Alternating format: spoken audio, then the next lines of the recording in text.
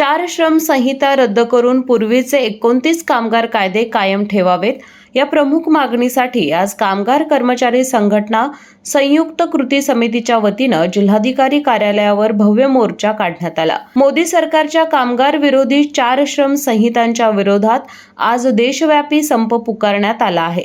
याच पार्श्वभूमीवर हा मोर्चा दसरा चौकातून जिल्हाधिकारी कार्यालयावर धडकला। यावेळी जिल्हाधिकारी कार्यालयासमोर आंदोलकांनी ठिय्या मांडून जोरदार घोषणाबाजी केली। यावेळी कामगार संघटनेच्या वतीने जिल्हाधिकारी अमोल येडगे यांना निवेदन देण्यात आलं। मोदी सरकारने श्रमसंहिता हा कायदा कामगार कल्याणाची पावले असल्याचं सांगितलं आहे। मात्र प्रत्यक्षात या संहितांमुळे कामगारांचे हक्क हिरावले जात असून त्यांची अवस्था गुलामगिरीकडे ढकलली जात आहे असा आरोप आंदोलकांनी केला। दरम्यान अमेरिकन शेतीमालाच्या आयातीवरील टॅरिफ 0% करण्याच्या निर्णयावरही आंदोलकांनी तीव्र नाराजी व्यक्त केली आहे। हा निर्णय आत्महत्याग्रस्त भारतीय शेतकऱ्यांचे कंबरडे मोडणारा असून देशी उत्पादन आणि शेतकऱ्यांना उद्ध्वस्त करणारा आहे असा आरोप यावेळी करण्यात आला। मोदी सरकारने 29 कामगारांचे कायदे रद्द करून 4 श्रमसंहिता कायदा मनमानी पद्धतीने लादण्याचा प्रयत्न केलाय।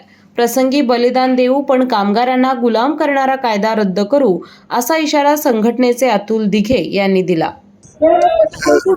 आज देशभरातील 10 केंद्रीय कामगार संघटनांनी एकत्र येऊन देशभर एक दिवसाच्या संपाची हाक दिलेली आहे। यामध्ये मोदी सरकारने कामगारांनी लढून मिळवलेले 29 कामगार कायदे मोडून टाकून ते 4 श्रमसंहिता कामगारांवर लादण्याचा प्रयत्न त्यांनी चालवलेला आहे। याला कामगार संघटना गेली 10 वर्ष विरोध करत आलेले आहेत, पण मोदी सरकारनं मनमानी पद्धतीनं ते लादलेले आहेत। अशा स्थितीमध्ये या कामगार संहितांमुळे कामगारांचं स्वरूप हे गुलामासारखं होईल, याला कामगारांचा विरोध आहे आणि ह्या श्रमसंहिता नष्ट केल्याशिवाय हे आंदोलन आता थांबणार नाही। जसं शेतकऱ्यांनी आंदोलन केलं, शहीद झाले, पण 3 शेतकरी कायदे जसे शेतकऱ्यांनी नष्ट केले त्याचप्रमाणे प्रसंगी बलिदान देऊन पण या 4 कामगार संहिता ज्या कामगारांना गुलाम करण्याकरता केलेल्या आहेत त्या नष्ट केल्याशिवाय कामगार चळवळ आता थांबणार नाही असा या ठिकाणी स्पष्ट इशारा देत आहे।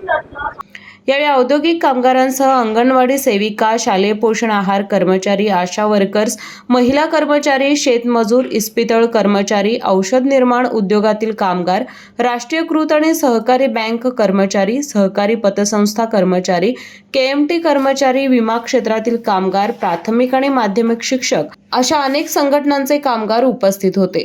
जनप्रवास लाईव्हसाठी कॅमेरामॅन आकाश कांबळे सोबत अमृता पवार, कोल्हापूर।